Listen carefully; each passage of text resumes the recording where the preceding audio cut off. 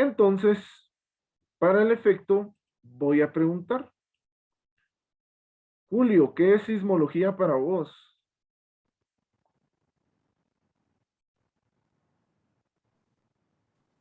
Tal vez es alguna ciencia que estudia el comportamiento de los sismos. ¿Ok? Sí, su nombre lo dice como tal. Sismología es una ciencia que estudia el comportamiento de los sismos. Me parece muy bien. Brian, ¿qué será sismología para vos?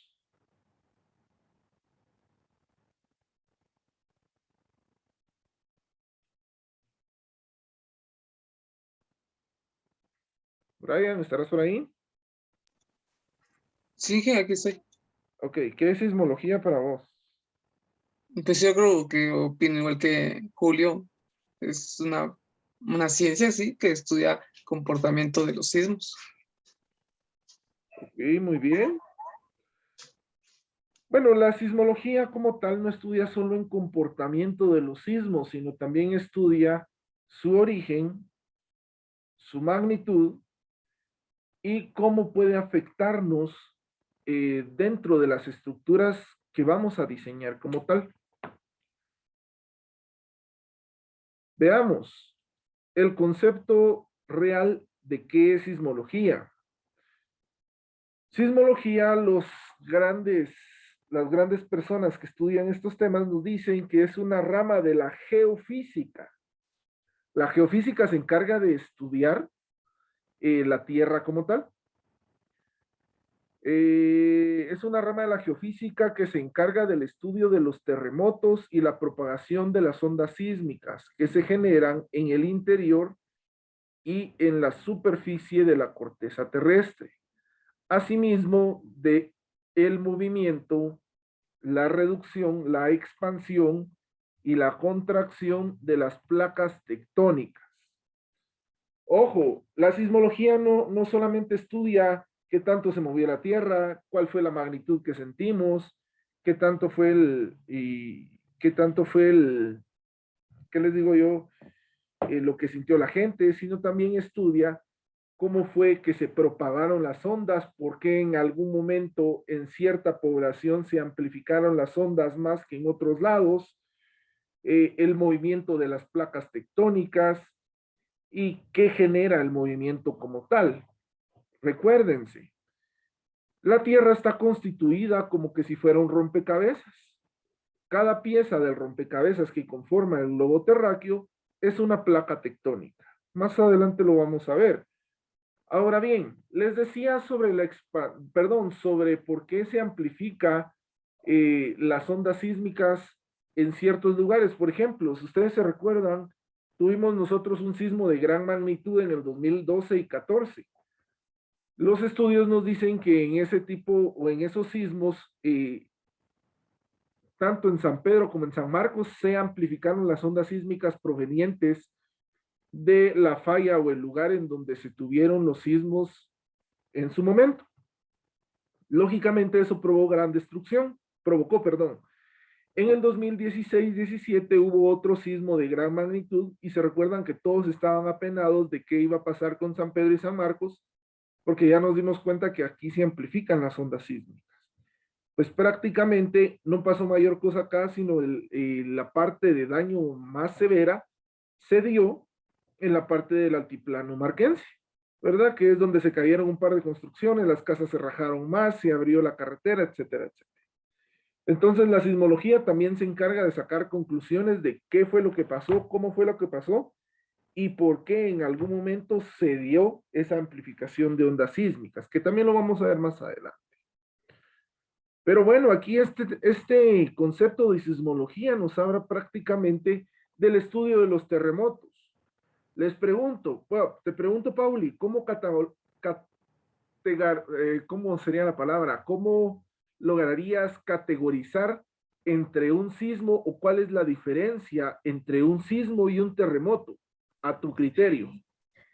Pues por lo que escuché y por lo que yo pienso, depende de su magnitud, porque recuerdo que cuando... Espera, si me espera un momento. Bueno,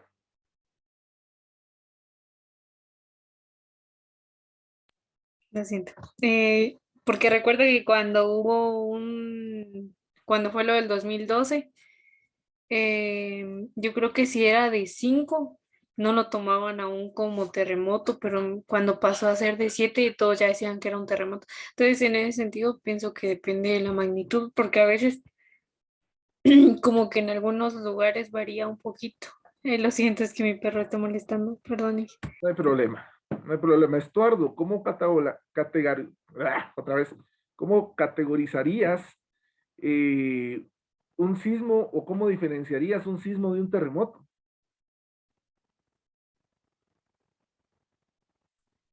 Tal vez en parte algo que ha dicho Pauli, ¿verdad? Pero igual, digamos, un sismo, ¿va? No no sería tanto el movimiento de la Tierra, o sea, una leve vibración. Digamos, yo hablo de terremotos y digamos, el movimiento de de la Tierra, ¿va? Es un poco más alto en cuestión de movimiento, de vibración, es un poco más fuerte en lo que se diferencia entre un sismo y lo que se cataloga como un terremoto. Ok, gracias. Los dos tienen mucha razón en lo que dijeron. Sin embargo, científicamente no hay diferencia entre terremoto y sismo, ¿sí? Cualquier movimiento telúrico, como se diría por ahí, o coloquialmente, cualquier movimiento del suelo, se cataloga como un sismo. Hay una escala que se llama la escala de Mercalli, que más adelante la vamos a ver, que cataloga ahí sí los sismos como terremotos y como sismos, o como terremotos y temblores, pero esto es en base a la percepción de la población. Los sismos se miden en base a la cantidad de energía que liberan al momento de sacudirse la Tierra, ¿sí? Insisto, no hay diferencia entre terremoto y sismo. Muchas veces somos mal informados por los medios de comunicación al decir que cuando un temblor pasa de una magnitud de 5.5, como decía Pauli, por ejemplo, ya es un terremoto. Pero no, muchas veces hay sismos de 5.5, 6 y 6.5 que son imperceptibles eh, para los humanos.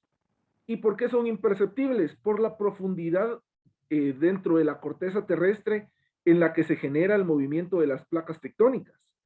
Entonces no podemos decir que no sentimos un terremoto, porque sería algo ilógico a nuestra percepción. Sin embargo, no podemos catalogar un sismo o un terremoto de acuerdo a su magnitud. Es más, ¿por qué tan fuerte lo sentí? ¿Verdad? Entonces, para poder chequear esta parte, tenemos que definir qué es un sismo también. Y un sismo vamos a decir que es una vibración en la superficie como consecuencia del movimiento de las placas tectónicas interiores de la Tierra.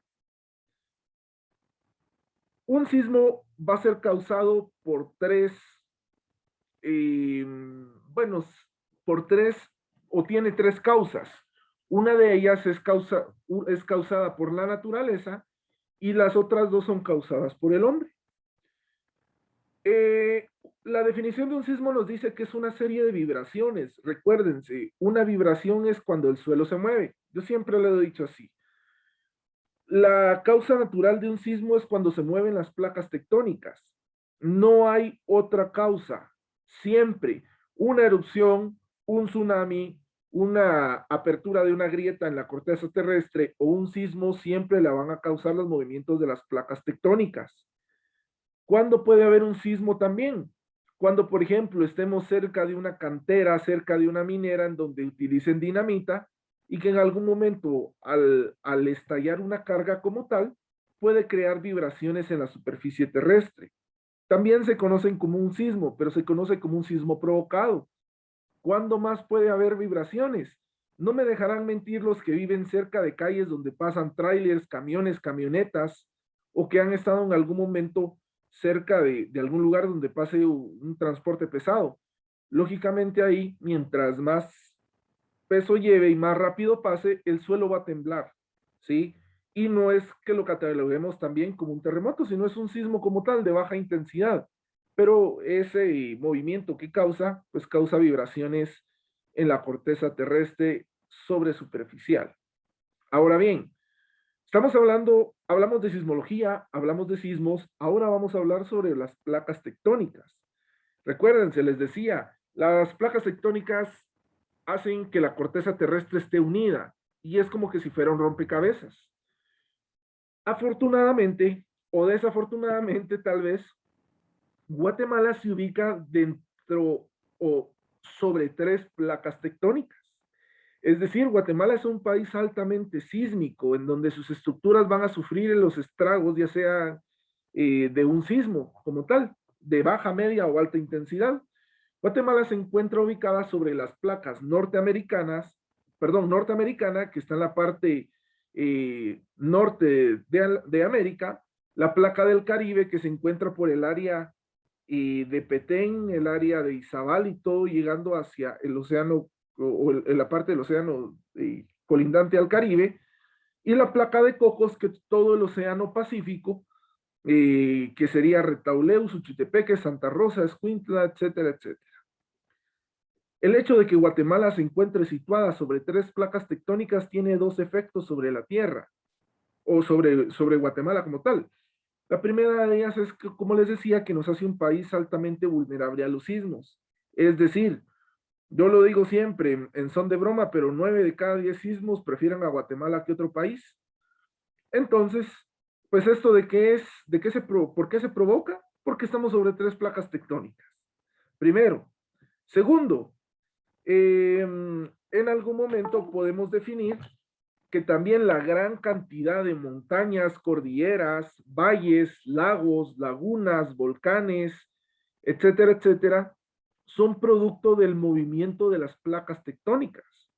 Todas las montañas que ustedes miran alrededor de San Pedro, San Marcos, Malacatán, San Rafael, Xela, etcétera, etcétera, fueron provocadas hace millones de años por sismos de gran intensidad. Por ejemplo, se dice que el lago Atitlán fue creado por la erupción del volcán Santa María de hace miles de años. ¿Sí? Entonces, esa es una muestra, por ejemplo, de la capacidad que puede tener hasta cierto punto la fuerza de la Tierra y la fuerza de los sismos. Ahora bien, el hecho de que Guatemala se encuentre sobre 3 placas tectónicas también crea que en algún momento podamos tener ciertas fallas geológicas. Las fallas geológicas no son nada más que grietas que se dan cercanas o sobre las placas tectónicas. Más adelante vamos a ver dónde se ubican estas fallas. Está la falla del Motagua, la falla de Chocolochig y otras fallas sobre la zona de subducción. Prácticamente esto era lo que yo les mencionaba hace un ratito, ¿no? En donde Guatemala se ubican sobre 3 placas tectónicas. La placa norteamericana, que es una de las más grandes de la corteza terrestre, que es la que precisamente nos corta a nosotros, como San Marcos, Quetzaltenango y el Valle Central, que es la placa de arriba, la placa de Cocos, que es todo el Océano Pacífico, y la placa del Caribe, que es lo que viene por, aquí están exagerando un poquito la medida, yo he visto otros mapas en donde viene por Izabal y se va agarrando para el Mar Caribe. Esta unión de las 3 placas es lo que crea que el suroccidente, que el sur y el occidente de Guatemala sea altamente vulnerable a los sismos. Si ustedes se dan cuenta, aquí donde se une la placa norteamericana con la placa del Caribe, es donde se encuentra prácticamente la falla del Motagua, es decir, cerca de Santa Rosa, Zacapa, Jalapa, Jutiapa y el oriente del país. ¿Sí? Es la falla que se activó para el terremoto de 1976, 77, por ahí, ¿verdad? Que causó gran destrucción en Guatemala. Y pues la falla ubicada entre la placa de Cocos y la placa norteamericana, que ya nos corresponde a nosotros, fue la que causó los terremotos del 2012, 14 y 16, ¿verdad? 1976, dice Katy, gracias. Gracias por tu intervención. Muy bien. Ahora, el hecho de que tengamos placas tectónicas, el hecho de que tengamos ciertas placas tectónicas que nos estén en algún momento quitando la vida sobre Guatemala hace que tengamos ciertos efectos que en su momento no les voy a decir que son muy malos y que en algún momento podríamos decir que son destructivos para Guatemala, no. Gracias a las placas y a las fallas que se ubican, pues hemos tenido gran parte de la cordillera y de la cadena volcánica actualmente en Guatemala. Permítame un momento, solo que mi cámara no da y necesito explicarles algo con respecto a las placas. Vamos a ver.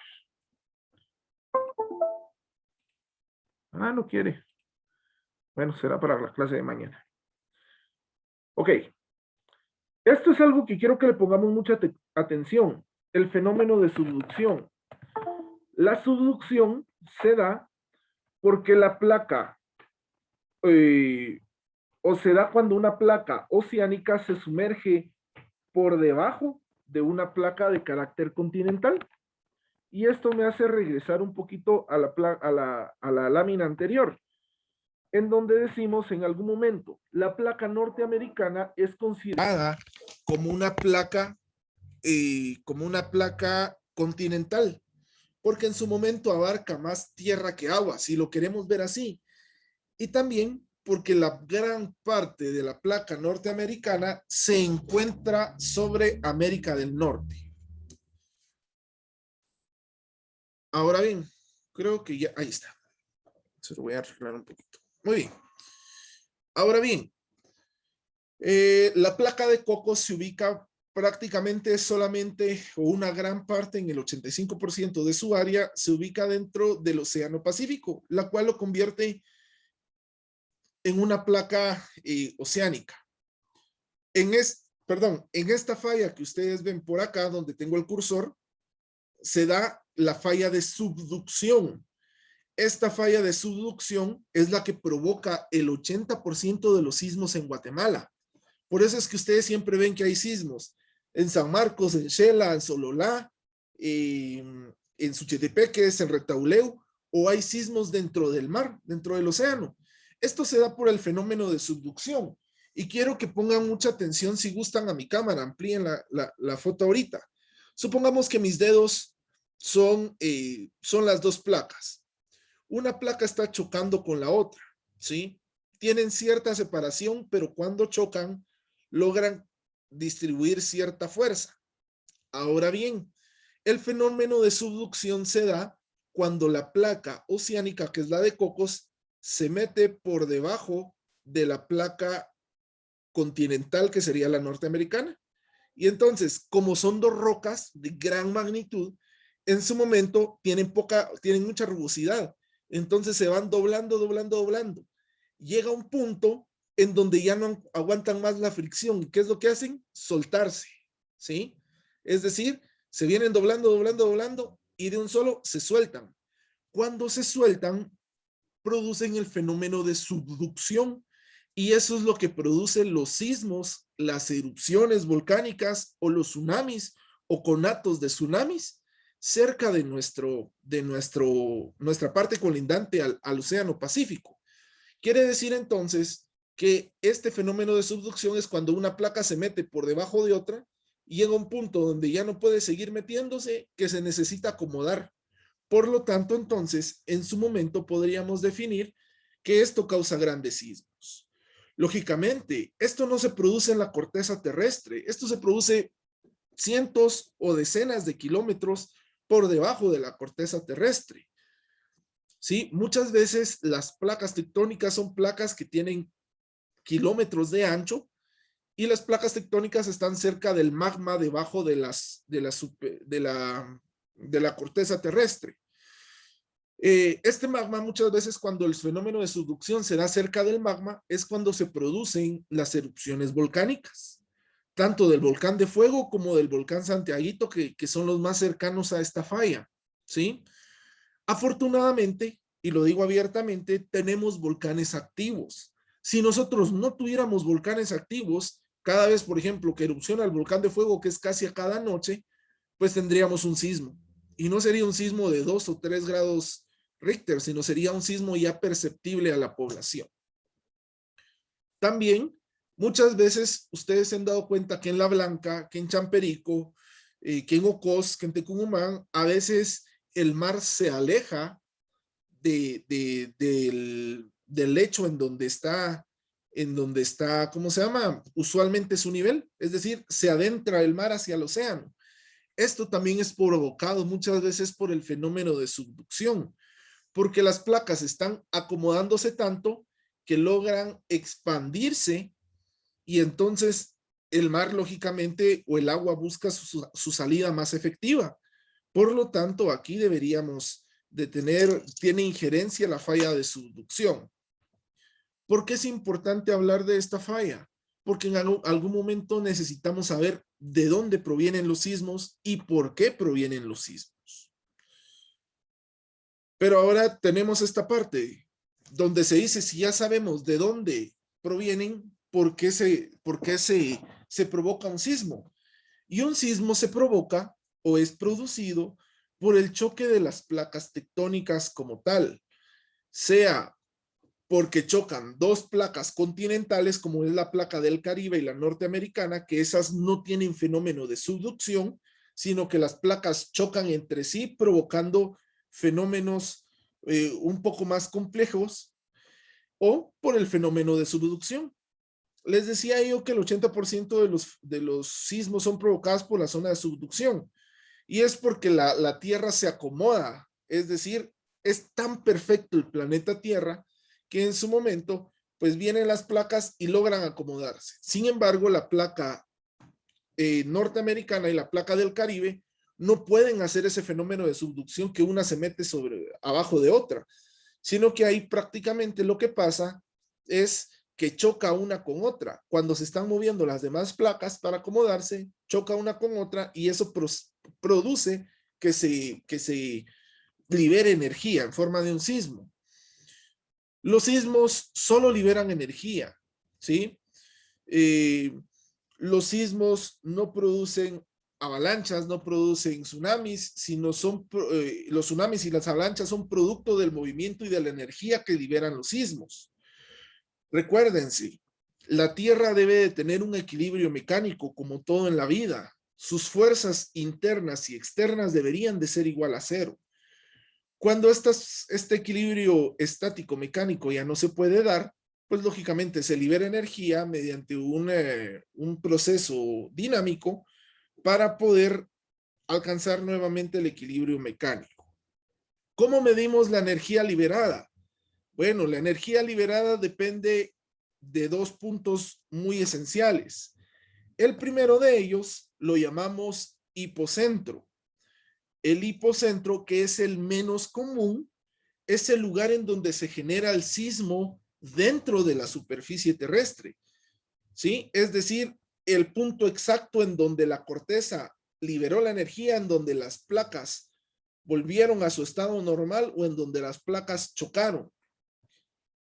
Si decimos que aquí en la corteza terrestre un sismo se sintió de 7 grados Richter, por decirles algo, en el hipocentro, que es dentro de la corteza, posiblemente pudo haber sido un sismo de 9, 10 grados Richter. Las ondas se van disipando conforme van saliendo a la corteza terrestre. Y ahora, con esto caigo a la definición de epicentro. El epicentro es el lugar en donde la energía sale a la superficie terrestre, es decir, en donde se detectó que la energía se empezó a disipar. Y hablando de esto un poquito, les digo, ¿ustedes por qué creen que cuando hay un sismo, nunca en un lugar dicen 5.5, en el otro dicen 5.2, en el otro dicen 6.5, y a la mera hora fue un sismo de 4.2? Bueno, recuérdense, nunca dan medidas exactas al momento de llegar, de haber un sismo de manera inmediata por dos razones. La primera de ellas es que los sismógrafos están ubicados en diferentes puntos de la corteza terrestre y dependiendo de la lejanía del epicentro, pues van midiendo la intensidad. Lo que se hace es hacer un promedio de todas las estaciones sísmicas para determinar la magnitud que puede tener un sismo como tal. Primero. Y segundo, que siempre que el INSIBUME, que la CONRED, que la municipalidad, que un medio de comunicación saca un boletín con respecto a un sismo, siempre son datos preliminares. Pongan la atención cuando hay un sismo. Nunca dicen la magnitud exacta es 5.0. No, siempre dicen datos preliminares. Porque un sismógrafo es el que tira la alerta de cuánto fue. 5 minutos después, el otro sismógrafo tira la alerta. Nunca son de manera totalmente coordinados, ¿sí? Entonces, hasta no tener registrado la mayor cantidad de datos, no se puede establecer la magnitud de un sismo como tal. Muchas veces logran tardar 3, 4 horas para poder registrar un sismo y poder determinar su magnitud exacta. Así como tardan horas, también pueden ser minutos. Y con esto también digo lo siguiente. ¿Por qué las estaciones sísmicas no dicen en algún momento que va a haber un sismo, por ejemplo? Recuérdense, un sismo no puede decirse cuándo va, no puede predecirse, no puede decirse ni de qué magnitud, ni cuándo, ni dónde va a salir la fuerza sísmica, ¿sí? Es por eso que muchas veces no podemos instalar un sismógrafo en Shela, en San Marcos, de aquí o allá, porque no sabemos dónde va a ser el sismo, ¿sí? No podemos predecir de una manera exacta. Hay modelos matemáticos que se acercan, pero siempre tienen entre el 15 y 20% de error. Y entre el 15 y 20% de error es un error fatal, ¿sí? Las alarmas sísmicas como la Ciudad de México poseen un software bastante avanzado que tiene una profundidad enorme a la cual se encuentra el sismógrafo y que da la alerta sísmica 30 segundos antes de que empiece a vibrar el suelo. Imagínense, 30 segundos nos puede salvar la vida, sí, pero también es una inversión gigante. Yo precisamente tuve una reunión con los creadores de un software, no me acuerdo cómo se llama, ellos son guatemaltecos, son de Shela, son 2 primos que crearon un software para San Marcos, o bueno, para usarse en Guatemala de acuerdo a ciertas estaciones sísmicas, pero ese software solo nos da 5 segundos antes del sismo. Quiere decir que empieza a sonar, me doy cuenta y ya está temblando, ¿sí? Tan inexacta es la ciencia de la sismología que no hemos podido predecir esto. Por ejemplo, en Ciudad de México tienen instalados creo que 3 sismógrafos, en Puebla hay uno y en Toluca y Monterrey creo que hay otro. Quiere decir entonces que esa red de sismógrafos es lo que hace que en su momento podamos tener la medida o podamos tener esa alerta sísmica 30 segundos antes, que es bastante complejo, ¿verdad? Ahora bien, esto era lo que les decía del epicentro e hipocentro. Si ustedes se dan cuenta, el hipocentro es la parte central en donde se produce la liberación de energía del sismo.